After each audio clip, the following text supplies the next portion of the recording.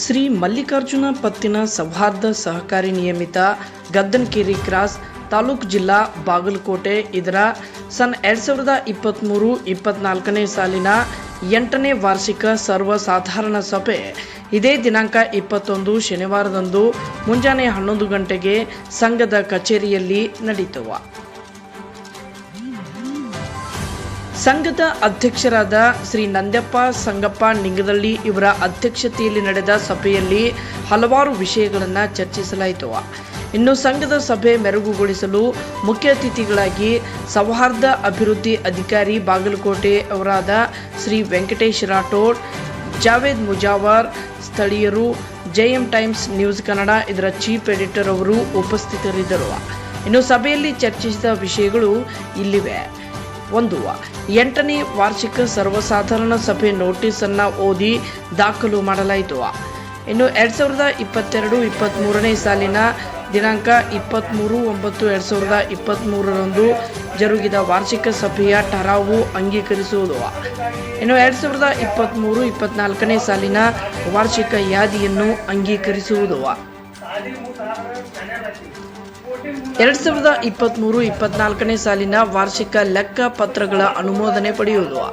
2023-24ನೇ ಸಾಲಿನ ಲೆಕ್ಕ ಪರಿಶೋಧನೆ ವರದಿಯನ್ನು ಅಂಗೀಕರಿಸುವ ಕುರಿತು 2024-25ನೇ ಸಾಲಿನ ಆಡಳಿತ ಮಂಡಳಿಯು ಸಿದ್ಧಪಡಿಸಿದ ಚಟುವಟಿಕೆಗಳ ಅನುಮೋದನೆ. 2024-25ನೇ ಸಾಲಿನ ಲೆಕ್ಕ ಪರಿಶೋಧನೆಗಾಗಿ ಲೆಕ್ಕ ಪರಿಶೋಧಕರನ್ನು ನೇಮಕ ಮಾಡಿಕೊಳ್ಳುವುದು. ನಿವ್ವಳ ಲಾಭ ವಿಂಗಡಣೆ ಕುರಿತು ನಮ್ಮ ಸಹಕಾರಿ ಸಂಘದ ಕ್ಷೇತ್ರ ವ್ಯಾಪ್ತಿಯನ್ನು ಹೆಚ್ಚಿಸುವ ಕುರಿತು ಅಧ್ಯಕ್ಷರಿಂದ ಬಂದ ಇನ್ನಿತರ ವಿಷಯಗಳು. ಸಂಘವು ಪ್ರಸಕ್ತ ಅವಧಿಯಲ್ಲಿ ಅಂದರೆ 2023-24ನೇ ಸಾಲಿನಲ್ಲಿ 18,47,201 ರೂಪಾಯಿಗಳಷ್ಟು ಲಾಭವನ್ನು ಗಳಿಸಿದೆ. ಇನ್ನು ಸಂಘದ ಅಧ್ಯಕ್ಷರಾದ ನಂದ್ಯಪ್ಪ ನಿಂಗದಳ್ಳಿಯವರು ವರದಿ ವಾಚನ ಮತ್ತು ಸಂಘದ ಅಭಿವೃದ್ಧಿಯ ಬಗ್ಗೆ ಪ್ರಸ್ತುತಪಡಿಸಿದರು. ಸಂಘದ ಉಪಾಧ್ಯಕ್ಷರಾದ ಉಮೇಶ್ ಸಂಗಪ್ಪ ಮೇಟಿಯವರು ಕೂಡ ಸಂಘದ ಬೆಳವಣಿಗೆ ಬಗ್ಗೆ ಸಭೆಯಲ್ಲಿ ಮಾತನಾಡಿದರು. ಇನ್ನು ಅತಿಥಿಗಳು ಭಾಷಣ ಎಲ್ಲ ಸದಸ್ಯರ ಗಮನ ಸೆಳೆಯಿತು. ಅದೇ ರೀತಿ ಎಲ್ಲರ ಮೆಚ್ಚುಗೆಗೂ ಕೂಡ ಪಾತ್ರವಾಯಿತು.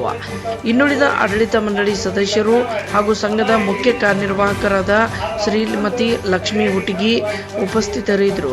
ಇನ್ನು ಆಡಳಿತ ಮಂಡಳಿ ಸದಸ್ಯರು ಸಂಘದ ಏಳಿಗೆ ಬಗ್ಗೆ ವಿವರಿಸಿದರು. ವ್ಯವಹಾರ ಮಾಡ್ತಾರ ಅವರಿಂದನ ನಮ್ಮ ಬ್ಯಾಂಕ್ ಆ ಬ್ಯಾಂಕ್ ನಮ್ಮ ಕಡೆ ಅವ್ರನ್ನ ಹೊಳ್ಳೆ ನೋಡ್ಕೊತ ಹೋದ್ರೆ ನಮ್ಮ ಬ್ಯಾಂಕ್ ಸುಧಾರಣೆ ಇರ್ತದೆ. ಅದಕ್ಕಾಗಿ ಎಷ್ಟ ಮಂದಿ ವ್ಯವಹಾರ ತೊಗೊಂಡೋಲಿ ಯಾವಾಗಲೂ ಸಾಲಿ ಮುಂದಾಯ್ರಿ ಕೋರ್ಟ್ನಿಂದ ಆಯ್ರಿ ಅಂತ ಇದೇ ಯಾಕೆ ಹೇಳಾರಂದ್ರೆ ಸಾಲಿ ಮುಂದಾದ್ರೆ ಶಾನ್ಯಾರ ಹಾಕಿವಿ, ಕೋರ್ಟಿನ ಮುಂದಾದ್ರೆ ದಂಡ ಹಾಕ್ತಾರೆ, ಶಿಕ್ಷೆ ಹಾಕ್ತಾರೆ, ಜೈಲು ಶಿಕ್ಷೆ ಹಿಂಗೆ ಬರ್ತೈತಿ. ಅದಕ್ಕೆ ಸಾಲ ತಗೊಂಡಾಗ ಸಾಲದವರು ಬಂದು ನಮ್ಮ ಬ್ಯಾಂಕಿನ ಮುಂದೆ ಆದ್ರೆ ಬೆಟ್ ತೆಗಿದ್ನಪ್ಪ ಇನ್ನೊಂದು 4 ಜನ ಬಿಟ್ಕೊಂತಾನ ಅನ್ನೋಂಥದ್ದು ನಮಗೂ ಉಳಿತೈತಿ, ಅವ್ರಿಗೆ ಸಮಾಧಾನ. ಏನು ದಾಯಣ ಅವ್ರು ಹೋಗಿ ಹಿಡ್ಕೊಂಬರುವಂಗ ಹಿಡ್ಕೊಂಬಂದು ಏನು ಮಾಡ್ತೀವಿ, ವಸೂಲಿ ಮಾಡ್ತೀವಿ. ಬ್ಯಾಂಕ್ ನಾವು ಸುಮಾರು ಅದಾರಪ್ಪ, ಏನು ಮರ ಇವರು ನಿಂದ್ರಿಸಿ ವಸೂಲಿ ಮಾಡ್ತಾರ ಅಂತಾರೆ. ಯಾಕಂತಾರಂದ್ರೆ ಇರ್ಲಿಕ್ಕಂದ್ರೆ ನಮ್ಮ ಬ್ಯಾಂಕ್ಗಳನ್ನ ವಸೂಲಿ ಮಾಡಲಿಲ್ಲ ಅಂದ್ರೆ ನಮ್ಮ ಇರ್ತಕ್ಕಂಥ ಆಫೀಸರಿಗೆ ಪಗಾರ ಕೊಡೋಕ್ಕಾಗೋದಿಲ್ಲ, ನಮ್ಮ ಬ್ಯಾಂಕ್ನಾಗ ದುಡಿಯೋಂಥವ್ರಿಗೆ.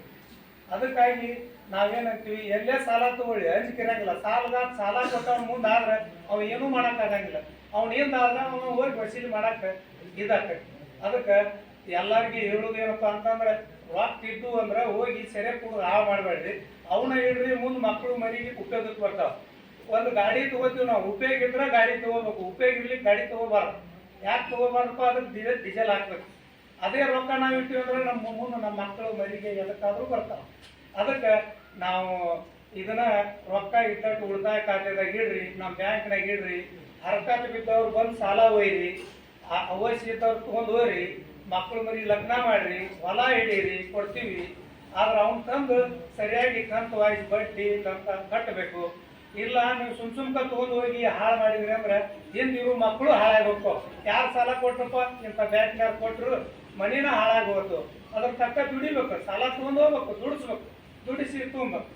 ಅದಕ್ಕೆ ನಮ್ಮ 2 ಮಾತುಗಳು. ಸಾಮಾನ್ಯ ಸಭೆಗೆ ಹೋಗ್ತಾ ಇರ್ತೀವಿ. ಕೆಲವೊಬ್ಬರು ಆಫೀಸ್ಗಳಲ್ಲಿ ಮಾಡ್ಬೇಕಾದ್ರೆ ಕೆಲವೊಬ್ಬರು ಸಾಮಾನ್ಯವಾಗಿ ಎಲ್ಲ ಜನರ ಕಾಲ್ ಮಾಡ್ತಾರೆ. ಸೊ ನಾವು ಸಾಮಾನ್ಯವಾಗಿ ಎಲ್ಲ ಜನರನ್ನ ನೋಡೋದು ಭಾಳ ಖುಷಿ ಆಗುತ್ತೆ. ಯಾಕಂದರೆ ಈ ಶ್ರೀಶೈಲ ಮಲ್ಲಿಕಾರ್ಜುನ ಮೇಲೆ ನಂಬಿಕೆ ಇಟ್ಟ ಜನ ಇಲ್ಲಿ ಹೂಡಿಕೆ ಮಾಡಿರ್ತಾರೆ ಅಥವಾ ಸಾಲ ತೊಗೊಂಡಿರ್ತಾರೆ. ಅಂಥ ಸದಸ್ಯರು ಈ ಸಾಮಾನ್ಯ ಸಭೆ ಭಾಗವಹಿಸಬೇಕು ಅಂತೇಳಿ ನಮ್ಮ ಆಶಯ. ಕೇವಲ ಕಮಿಟಿ ಮೆಂಬರ್ಸ್ಗೋಸ್ಕರ ಅಂತ ಆಗುವಂಥ ಸಾಮಾನ್ಯ ಸಭೆ ಅಲ್ಲ, ಎಲ್ಲ ಸದಸ್ಯರಿಗೋಸ್ಕರ ಮಾಡುವಂಥ ಸಾಮಾನ್ಯ ಸಭೆ. ಎಲ್ಲ ಸದಸ್ಯರು ಇದರಲ್ಲಿ ಸಕ್ರಿಯವಾಗಿ ಭಾಗವಹಿಸಬೇಕು. ಯಾಕಂದ್ರೆ ಒಂದು ಸಂಘ ಸಂಸ್ಥೆಗಳು ನಡಿಬೇಕಂದ್ರೆ ಅಲ್ಲಿನ ಸದಸ್ಯರೇ ಮುಖ್ಯ ಕಾರಣ. ಯಾಕಂದ್ರೆ ಅವರೇ ನಮ್ಮ ಗ್ರಾಹಕರೇ ದೇವರು ತಂತೀವಿ ನಾವು ಸಾಮಾನ್ಯವಾಗಿ.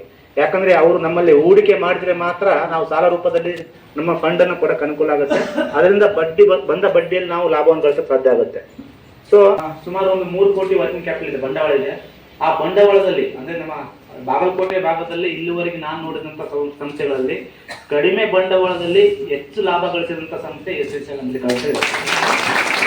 ಯಾಕಂದ್ರೆ 15 ಲಕ್ಷ ಸಾಮಾನ್ಯವಾಗಿ ಮಾತಲ್ಲ. ಇದರಲ್ಲಿ ಮಧ್ಯದಲ್ಲಿ ಏನಾಗಿದೆ ಅಂದ್ರೆ ನಿಮ್ಮ ಗದ್ದಿನಕೆರೆ ಕ್ರಾಸ್ ಅಥವಾ ಬೇರೆ ಬೇರೆ ಕಡೆ ಸಂಘ ಸಂಸ್ಥೆಗಳು ಬಹಳ ಬೆಳಿತಾ ಇದಾವೆ ಅಥವಾ ಬಹಳ ಹುಟ್ತಾ ಇದಾವೆ ಹೊಸ.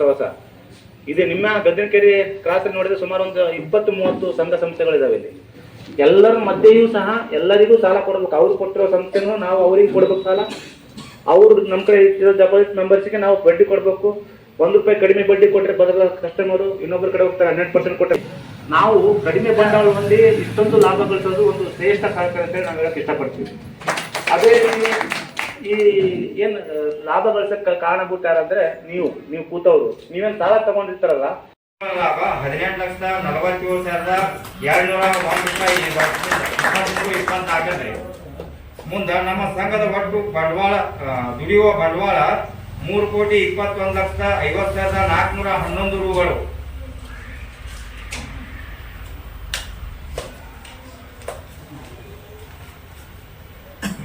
ನಿವ್ವಳ ಲಾಭ ಇದು ನಾವು ವಿಂಗಡಣೆ ಮಾಡಿದ್ವಿ.